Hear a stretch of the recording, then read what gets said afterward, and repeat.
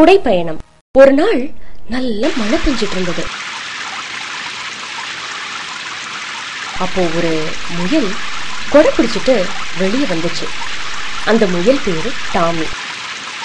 ஆஹா, இன்னைக்கு நல்ல மழை, ஆனந்தமா இருக்கு. என்னடா இது, மழை பெஞ்சதுல ஆத்து வெள்ளம் போகுது, என்ன செய்யறது?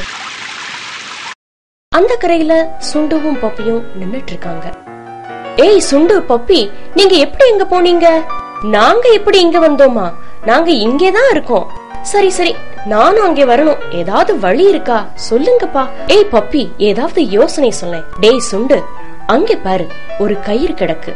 அதை எடுத்து அக்கறைக்கு வீசுவோம், என்ன? அது சரி, அந்த கயிறு வச்சு எப்படி இங்க வருமா?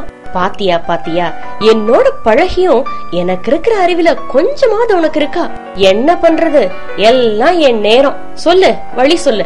நாம முதல்ல கயிறை அந்த கரைக்கு போடுவோம். அந்த கயிறை டாமி அங்க இருக்கிற மரத்துல கட்டுவான். அதெல்லாம் எனக்கு தெரியும், அப்புறம் சொல்லு. இதுதானே வேணாங்கிறது. சொல்றத முழுசா கேளு. டாமி கிட்ட இருக்கிற கொடைய வச்சு இங்க வருவான். சரி சரி, கயிறை நல்ல பலமா வீசு. எல்லாம்